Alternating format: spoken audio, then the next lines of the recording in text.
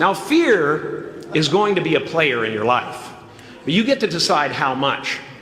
You can spend your whole life imagining ghosts, worrying about the pathway to the future, but all there will ever be is what's happening here, and the decisions we make in this moment, which are based in either love or fear. So many of us choose our path out of fear disguised as practicality. What we really want seems impossibly out of reach and ridiculous to expect, so we never dare to ask the universe for it. I'm saying I'm the proof that you can ask the universe for it. Please.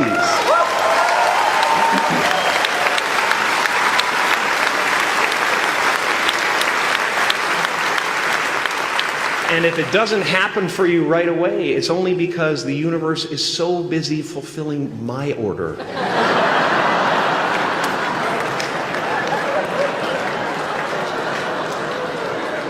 Party size! My father could have been a great comedian, but he didn't believe that that was possible for him. And so he made a conservative choice. Instead, he got a safe job as an accountant. And when I was 12 years old, he was let go from that safe job.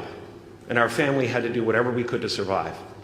I learned many great lessons from my father, not the least of which was that you can fail at what you don't want. So you might as well take a chance on doing what you love.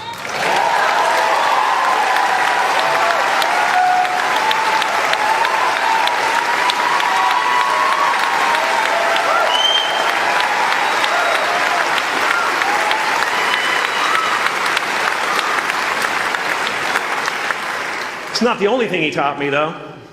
I watched the effect of my father's love and humor and how it altered the world around me. And I thought, that's something to do. That's something worth my time. It wasn't long before I started acting up. People would come over to the house and they'd be greeted by a 7-year-old throwing himself down a large flight of stairs. They would say, "What happened?" And I would say, "I don't know. Let's check the replay."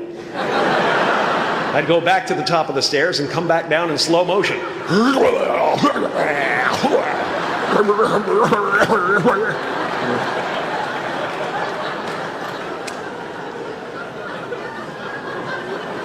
It was a very strange household. My father used to brag that I wasn't a ham, I was the whole pig. And he treated my talent as if it was his second chance. When I was about 28, after a decade as a professional comedian, I realized one night in LA that the purpose of my life had always been to free people from concern, just like my dad. And when I realized this, I dubbed my new devotion the Church of Freedom from Concern. The Church of FFC.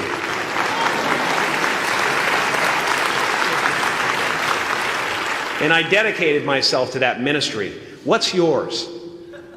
How will you serve the world? What do they need that your talent can provide? That's all you have to figure out. As someone who's done what you're about to go and do, I can tell you from experience, the effect you have on others is the most valuable currency there is.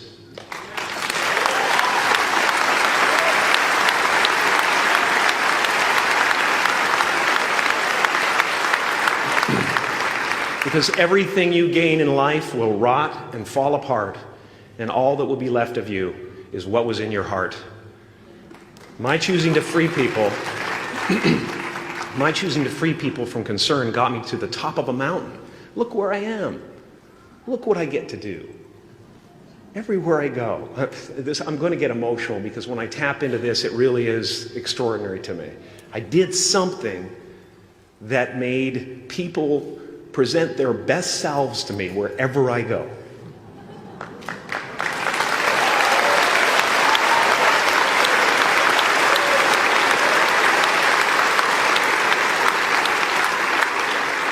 I am at the top of the mountain, and I was, and the only one I hadn't freed was myself, and that's when my search for identity deepened. I wondered who I'd be without my fame. Who would I be if I said things that people didn't want to hear? Or if I defied their expectations of me? What if I showed up to the party without my Mardi Gras mask and refused to flash my breasts for a handful of beads? I'll give you a moment to wipe that image out of your mind. But you guys are so ahead of the game. You already know who you are. And that peace that we're after lies somewhere beyond personality, beyond the perception of others, beyond invention and disguise, even beyond effort itself. You can join the game, fight the wars, play with form all you want, but to find real peace, you have to let the armor go.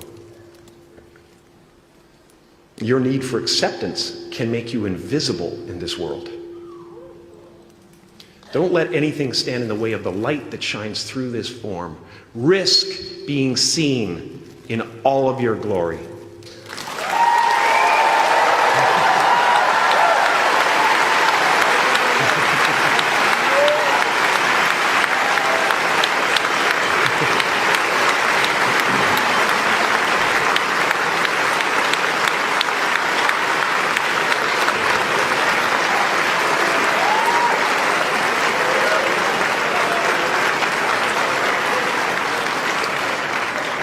It's not big enough.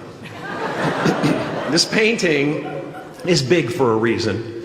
It's called high visibility. It's about picking up the light and daring to be seen. Here's the tricky part. Everyone is attracted to the light. The party host up at the top, who thinks unconsciousness is bliss and is always offering to drink from the bottles that empty you. Misery below her. Despises the light, can't stand when you're doing well, wishes you nothing but the worst. The Queen of Diamonds, under him, needs a king to build her house of cards.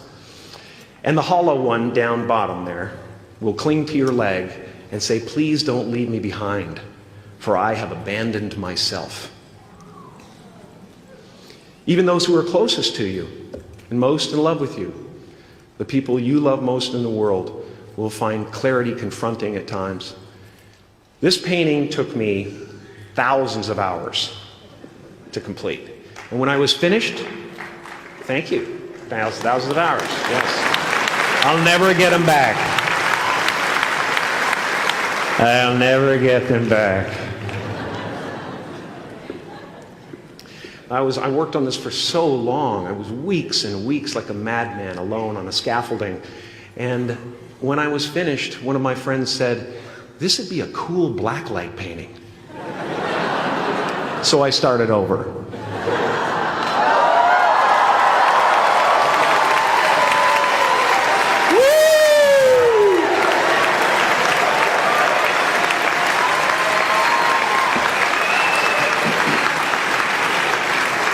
Welcome to Burning Man.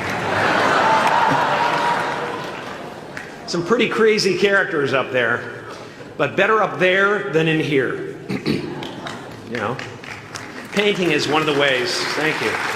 Painting is one of the ways I free myself from concern, a way to stop the world through total mental, spiritual, and physical involvement. But even with that comes a feeling of divine dissatisfaction, because ultimately, we're not the avatars we create. We're not the pictures on the film stock. We are the light that shines through. All else is just smoke and mirrors, distracting, but not truly compelling. I've often said that I wished people could realize all their dreams and wealth and fame, and so that they could see that it's not where you're going to find your sense of completion. Like many of you, I was concerned about going out into the world and doing something bigger than myself, until someone smarter than myself made me realize that there is nothing bigger than myself.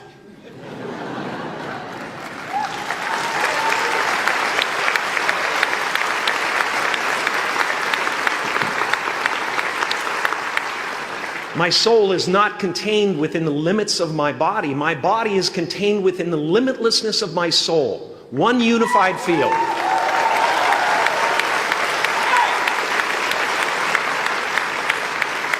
One unified field of nothing, dancing for no particular reason, except maybe to comfort and entertain itself.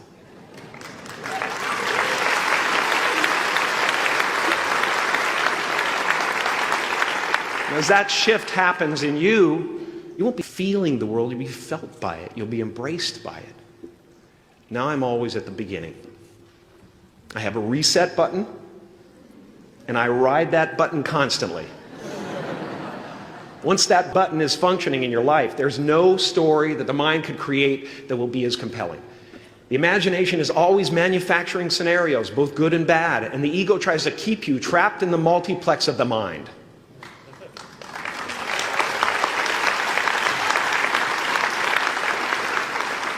Our eyes are not viewers, they're also projectors that are running a second story over the picture that we see in front of us all the time. Fear is writing that script, and the working title is, I'll Never Be Enough.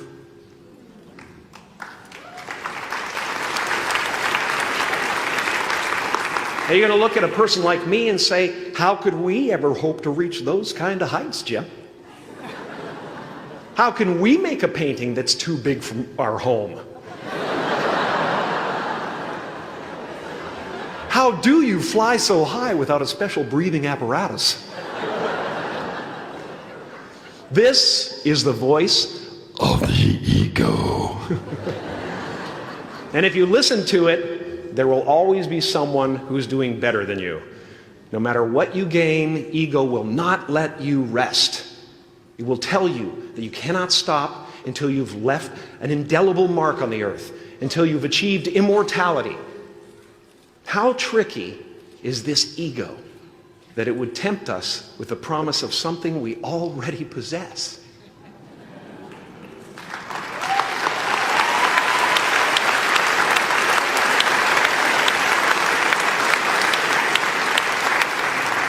So, I just want you to relax.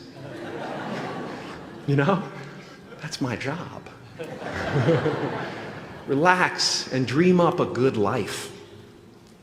I had a substitute teacher from Ireland in the 2nd grade that told my class during morning prayer that when she wants something, anything at all, she prays for it and promises something in return, and she always gets what she wants. Well, I'm sitting at the back of the classroom, you know, thinking, wow, my family can't afford a bike, you know. So I went home and I prayed for one. And I promised I would recite the rosary every night in exchange. Broke that promise. But 2 weeks later, I got home from school to find a brand new Mustang bike with a banana seat and Easy Rider handlebars. Yeah. From fool to cool. My family informed me that I had won the bike in a raffle that a friend of mine had entered my name in without my knowledge whatsoever. So that type of thing has been happening to me ever since. And as far as I can tell, it's just about letting the universe know what you want and working toward it while letting go of how it comes to pass.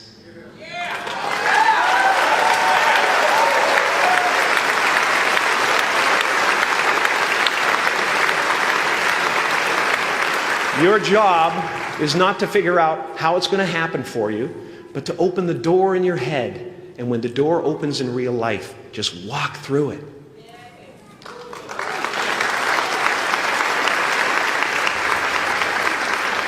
And don't worry if you miss your cue, because there's always doors opening. They keep opening. And when I say life doesn't happen to you, it happens for you, I really don't know if that's true.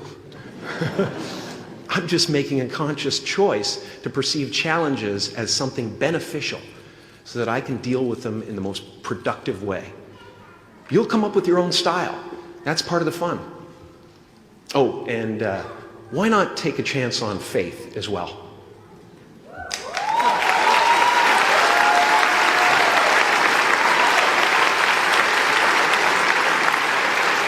Take a chance on faith. Not religion, but faith. Not hope, but faith. I don't believe in hope. Hope is a beggar.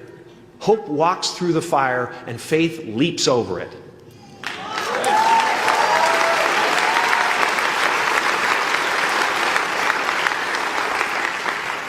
You are ready and able to do beautiful things in this world. And after you walk through those doors today, You will only ever have two choices, love or fear. Choose love, and don't ever let fear turn you against your playful heart. Thank you so much. Thank you, Odell. I'm so honored.